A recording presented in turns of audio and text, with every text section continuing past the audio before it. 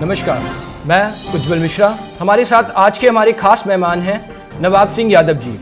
आदरणीय नवाब सिंह यादव जी ने PSM PG college से राजनीति की शुरुआत की। सबसे पहला चुनाव उन्होंने वाइस प्रेसिडेंट का 1995-96 में लड़ा, जिसमें भी उन्हें जीत भी हासिल हुई। उसके बाद उन्होंने प्रेसिडेंट का चुनाव लड़ा 96-97 में, जिसमें भी उन्हें जीत हासिल हुई। यानी अपनी राजनीति की शुरुआत उन्होंने छात्र संघ की राजनीति से की और बड़े ही निचले स्तर से राजनीति की शुरुआत की हुई है। राजनीति की अच्छी खासी पकड़ है आदरणीय नवाब सिंह यादव जी को। आदरणीय नवाब सिंह यादव जी ने 2006 में ब्लॉक प्रमुख का भी चुनाव लड़ा और उसमें भी जीत हासिल की। राजनीति में छोटे स्तर से लेकर के आज बड़े मुकाम पर भी हैं। आज जनपद कन्नौज और उसके आसपास की जनपदों में अच्छी खासी जान पहचान हासिल की हुई है। साथ ही आदरणीय अखिलेश यादव जी, मुलायम सिंह यादव जी और डिंपल यादव जी के साथ भी सक्रियता से समाजवादी पार्टी में राजनीति में सहभाग किया है। आदरणीय नवाब सिंह यादव जी, आपका बहुत बहुत हार्दिक आभार, आप हमारे साथ इस कार्यक्रम में जुड़ रहे हैं।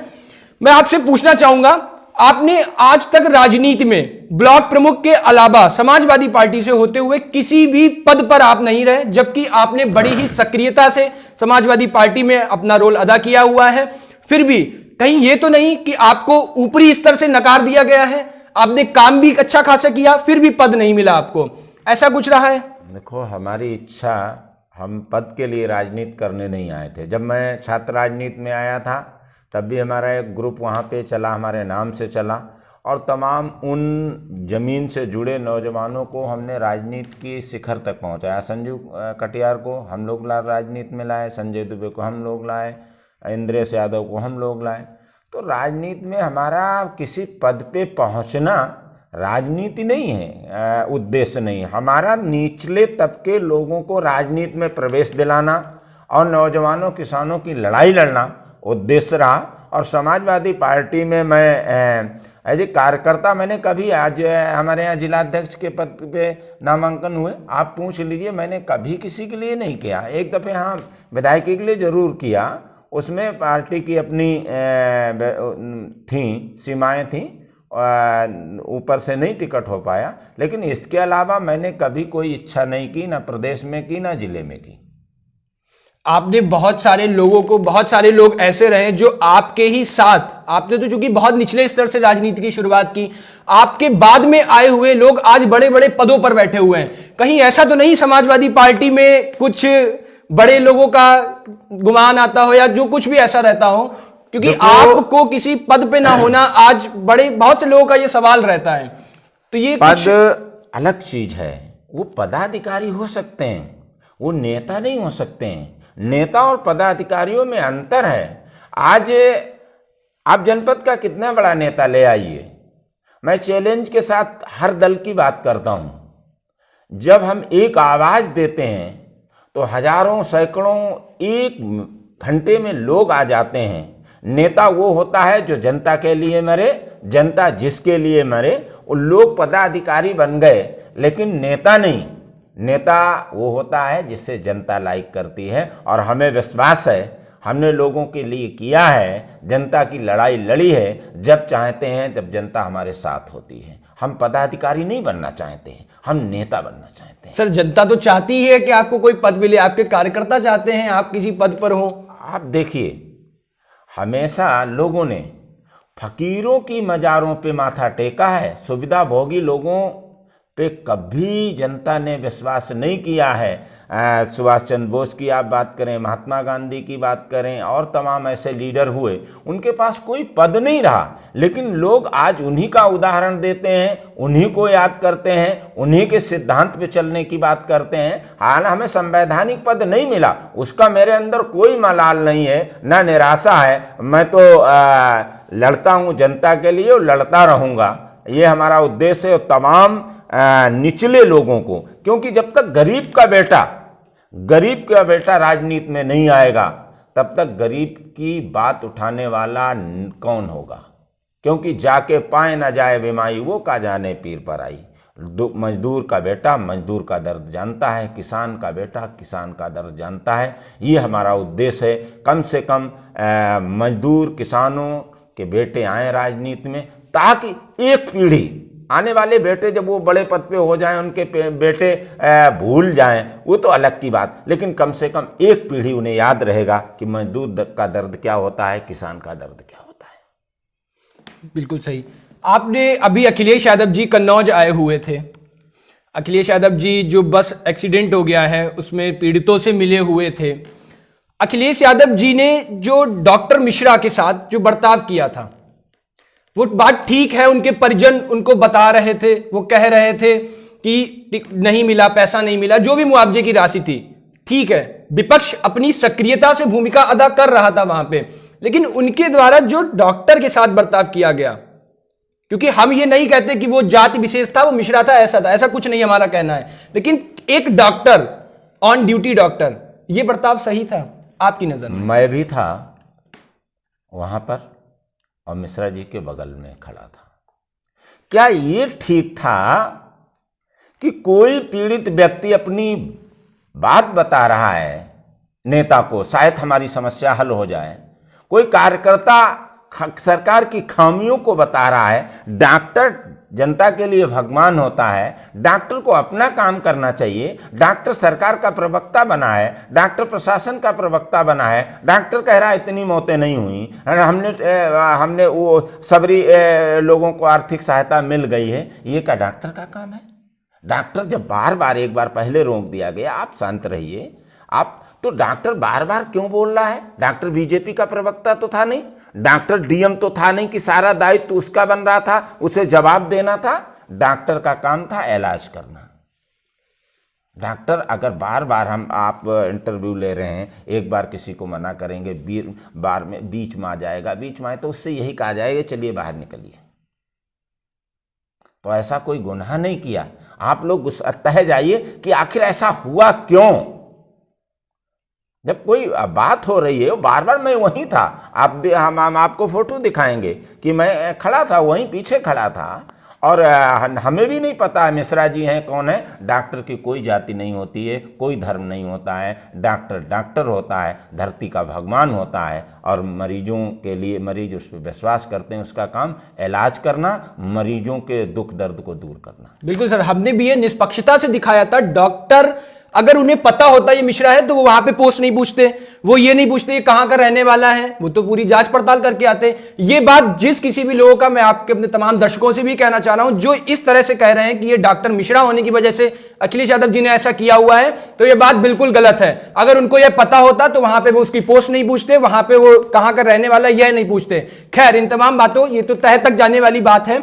जब अखिलेश जी यहां कन्नौज आए होते, उन्होंने यहां की जो वर्तमान सांसद हैं सुब्रत पाठक जी, उनसे यह भी कहा था कि उन्होंने जो पूर्व सांसद उनकी पत्नी रही है डिंपल यादव जी, उनके खिलाफ अभद्र टिप्पणी का इस्तेमाल किया है। इस पर सुब्रत पाठक जी ने पलटवार करते हुए यह भी कहा है कि अगर वो एक भी मुझे ऐसा वीडियो ला करके दिखा दे, मैं इस राजनीति से, लोकसभा की सीट से त्याग दे दूंगा। तो आपके पास तो सुनहरा मौका है इस चीज का, आप क्यों नहीं वीडियो ला रहे हैं सामने?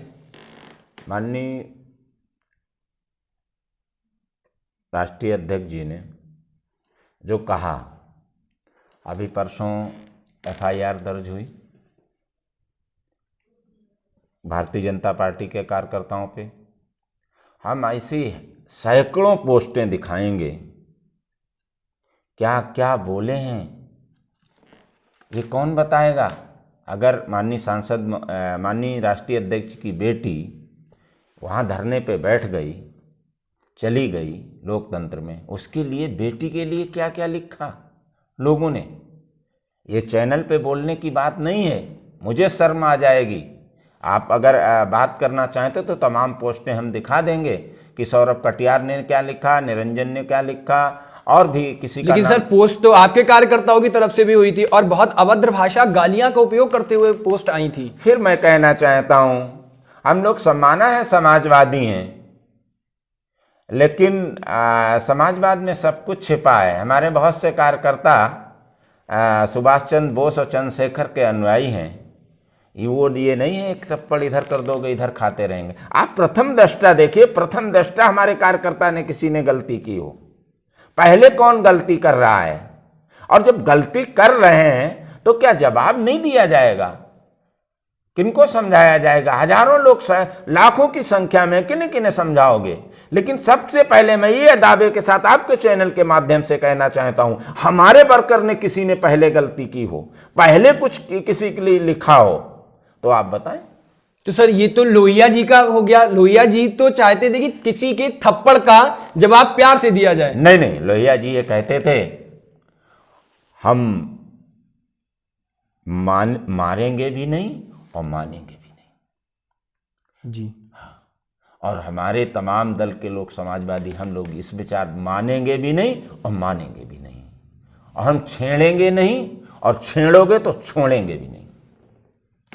तो सर इसके खिलाफ कुछ एक्शन लेना चाहेंगे आप? बिल्कुल, FIR दर्ज हुई है और मैं बार बार अपने कार्यकर्ताओं से मैंने भी अनुरोध किया, अखबार को उस दिन गए थे छिबरामऊ में, उनसे अनुरोध किया कि वो अभद्र टिप्पणी किसी के खिलाफ मत लिखें। ये तो अभद्र टिप्पणी इसलिए लिखते हैं, किसी की बराबरी करना अगर कोई करना चाहता है तो काम से करे ना, सड़क बनवा दे, अस्पताल बनवा दे, बड़े और काम करके दिखाए जो कन्नौज में हुए हैं। केवल बातों से बराबरी करे, अपनी नाकामियों को छिपाने के लिए, उन पे पर्दा डालने के लिए, जनता का ध्यान बांटने के लिए, डाइवर्ट करने के लिए ये काम बातों में उलझा रहे हैं लोग।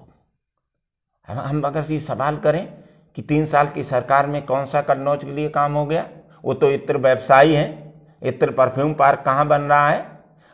हम लोगों ने जगह सब कुछ करा के दे दिया है। खेल कहाँ स्टेडियम बन रहा है, कैंसर अस्पताल, पैरामेडिकल का हृदय संस्थान बना खड़ा है, आप शुरू नहीं करा पा रहे हैं। बच्चों का सांस्कृतिक ग्लान खड़ा है, आप शुरू नहीं करा पा रहे हैं। पुरातत्व विभाग आपका बना खड़ा है, अरबों रुपया करोड़ों रुपया लगा है, आप शुरू नहीं कर पा रहे हैं। अस्पताल बंद पड़े हैं, आप क्या करना चाहते हैं? मंडी किसानों की, हम उसमें नवाब सिंह थोड़ो जाएंगे, केवल यादव थोड़ो जाएंगे। किसानों की मंडी अधूरी बनी है, खड़ी है, आप शुरू नहीं काम करा पाए। फार्मेसी लैब जो बनना उसे आप शुरू नहीं करा पाए। किसान बाजार जो तिरवा में बना है, आप उसे शुरू नहीं करा पाए।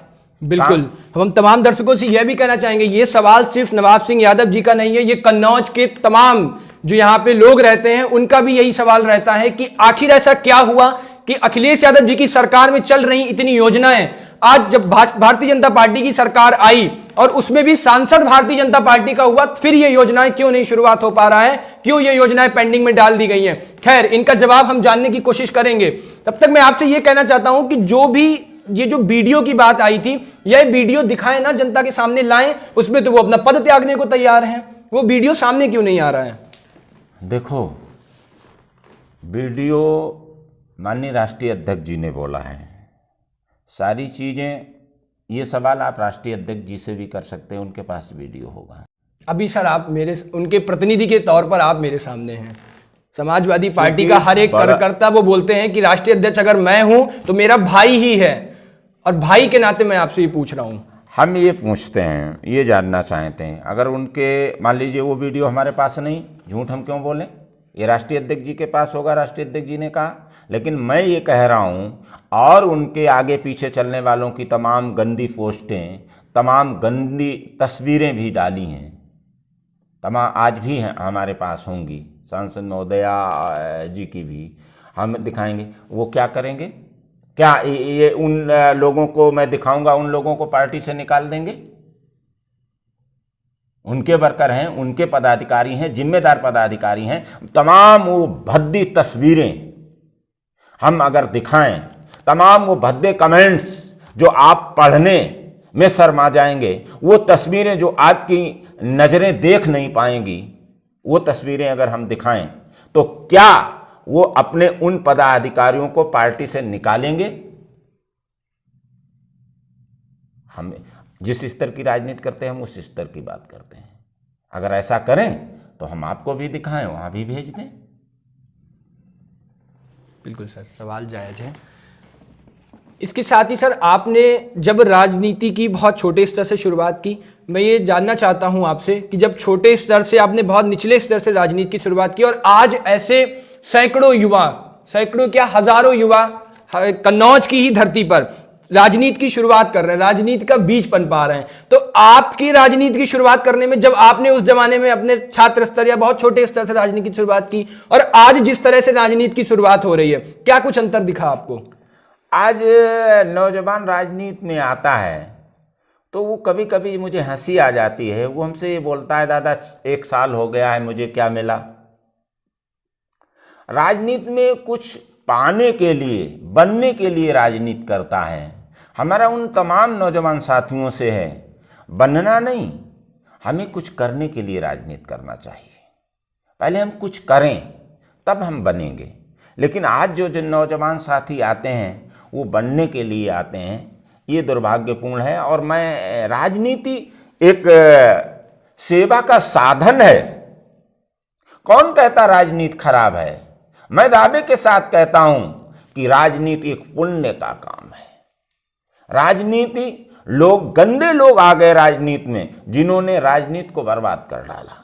राजनीति में कौन नहीं आना? साधु संत आना चाहते हैं, ऐसा IAS PCS आना चाहते हैं। राजनीति बहुत तप की चीज है, तपस्या की चीज है। गंदे लोग आए जिन्होंने राजनीति को ग्रहण कर लिया, और गंदा राजनीति तो आशा भरी निगाहों से नौजवान साथियों की तरफ, जज्बेदार नौजवान कर्मठ साथियों की तरफ देख रही है। आइए मुझे ग्रहण करो, मैं तुम्हें सुशोभित करूंगी। लेकिन क्या हुआ? राजनीति को 2 चीजें, इसमें कोई मानक नहीं रहा कि राजनीति में जो अपराधी भी आया, कुछ नहीं जानता है, कोई डिग्री नहीं, कपड़े पहन लिए हम भी नेता हो गए, जात धर्म नाम पे कभी जीत गया। ऐसे ही साधु संत, जिसने पीले वस्त्र पहन लिए अपराधी है, वो साधु संत बन गया। साधु संतों को बदनाम करने का काम कर दिया। है तो अपराधी, लेकिन अपराध करके आया और चोला ओढ़ लिया। सर, मेरे मन में एक सवाल उठ रहा है, मैं आपसे ये पूछना चाहता हूं। ये साधु संत चूंकि सब कुछ छोड़ देता है, साधु वो बनता ही इसलिए क्योंकि वो फिर त्याग कर देता है। आज की राजनीति में जो तमाम, किसी भी पार्टी का नाम तो नहीं लूंगा, तमाम साधु संत आ गए हैं। एक लाइन में आपको जवाब देता हूं। नेता अलग चीज है, पदाधिकारी अलग चीज है। नेताओं को बर्बाद करने का काम अगर किसी ने किया है तो पदाधिकारियों ने किया है। जो पदाधिकारी इच्छा लेके आए राजनीति में, धर्म जाति पैसे के नाम पे हो गए, वो नेता नहीं, पदाधिकारियों ने नेताओं को बर्बाद कर डाला। साधु बहुत बड़ी चीज है, संत बहुत बड़ी चीज है, महात्मा बहुत बड़ी चीज है। महात्मा का आप संधि विच्छेद करके देखें तो क्या है? महान आत्मा। लेकिन साधु संतों को बर्बाद करने का काम अगर किसी ने किया, वो बाबा लोगों ने किया, जो बाबा बन गए कपड़ा पहन के। बाबा मैं 5 मिनट में आपको बना दूंगा, 5 मिनट में आप बाबा। लेकिन आप साधु नहीं बन सकते, आप संत नहीं बन सकते, आप महात्मा नहीं बन सकते। इसी प्रकार से आप नेता नहीं बन सकते हो, आप पदाधिकारी बहुत जल्दी बन जाओगे। किसी की कृपा दृष्टि हो गई, आप पदाधिकारी बन जाओगे। नेता महात्मा के बराबर होता है, संत के बराबर होता है। लेकिन जैसे बाबा लोगों ने संतों को बर्बाद कर दिया, ऐसे ही पदाधिकारी इच्छा लेके आए लोगों ने नेताओं को बर्बाद कर। आपका इशारा समझा जा सकता है, तमाम दर्शक भी समझ रहे होंगे इस इशारे को। खैर सर, ये जो देश में सिटीजनशिप अमेंडमेंट एक्ट आया, जो नागरिकता के खतरे को बताया गया, इसमें जो इसका विरोध हो रहा है, उसमें समाजवादी पार्टी भी उसका समर्थन कर रही है, उस विरोध का।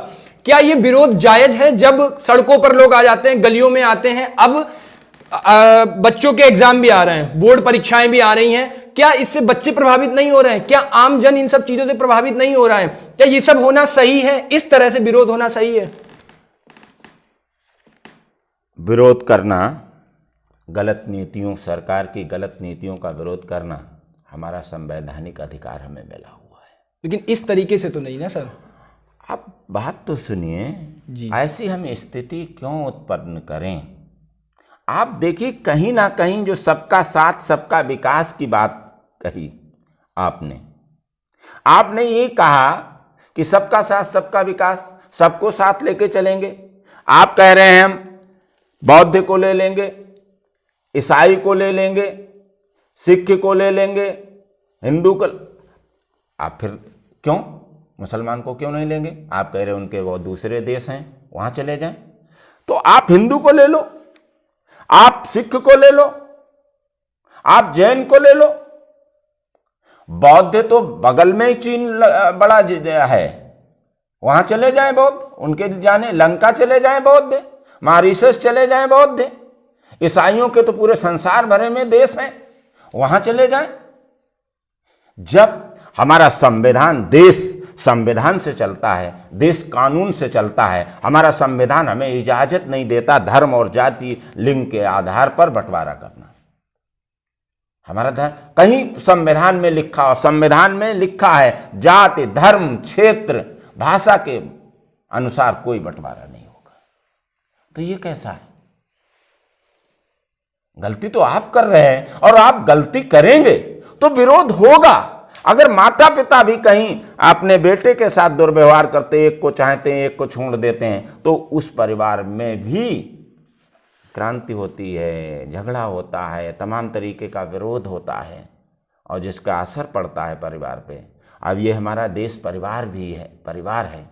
आप जो नियम लागू करें बगैर सोचे समझे, बगैर उसके, सबके लिए कोई हो समान आप निकालें, सबको निकाल दें। आप ठीक, आप कह रहे हैं हिंदू जाने के लिए रास्ता नहीं, आप हिंदू छोड़ दें। आप कह रहे जैन जाने के लिए रास्ता नहीं, जैन छोड़ दें। आप कह रहे सिखों के लिए नहीं, आप छोड़ दें। अन्य लोग हैं जिनके बहुत से देश हैं, वहाँ जा सकते हैं, उन पे क्यों? जब आप सोची समझी राजनीति करेंगे, किसी को टारगेट करके काम करेंगे, तो निश्चित रूप से ये हिंदुस्तान है, अन्याय के खिलाफ आवाज उठती है। सर आवाज उठ रही है वो ठीक है, लेकिन इस तरह से नहीं होना चाहिए। उस चीज का आप समर्थन करते या विरोध करते? अच्छा ये बताइए, मैं एक बात आप बता रहा हूं, क्या ये सही है कि अगर वहां पर महिलाएं धरना दे रही हैं, उनका खाना पीना उठा लिया जाए? अगर और कोई अगर हम जिंदाबाद के नारे लगा दें तो हमारे पर मुकदमा हो जाए, और अगर गलत है तो बगैर शर्त चंद्रशेखर भीम आर्मी को क्यों कोर्ट ने छोड़ा? क्यों सवाल किया? कि क्या आपने पढ़ा होगा, हमने भी देखा है, हम लोग तो अगर तमाम चीजें हैं, आप जब सत्ता का रुआब आप दिखाएंगे, आप ये जान लें कि हर तानाशाह अपनी कब्र का इंतजाम स्वयं करता है, और जनता की एक आंसू सरकार की नासूर बनती है। यहाँ तो समंदर खौल रहा है।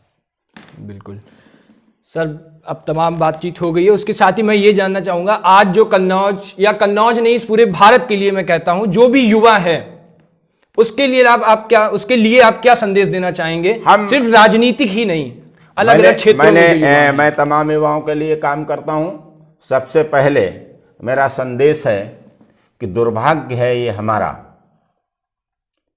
कि लोग कहते तो हैं हम युवाओं को आगे बढ़ाने के लिए, मैं यहाँ पे पार्टी विशेष बात नहीं कर रहा हूँ, एक सार्वजनिक बात कर रहा हूँ, अपना व्यक्तिगत विचार प्रकट कर रहा हूँ, कि तमाम लोग कहते हैं कि हम युवाओं के लिए, भारत एक युवाओं का देश है, लेकिन जो हमारा युवा दिशाहीन होता चला जा रहा है, हमारा युवा जो नशा युक्त होता चला जा रहा है, एक ये चिंता का विषय है। तमाम पार्टियां शिविर लगाती हैं अपने नीतियों को बताने के लिए।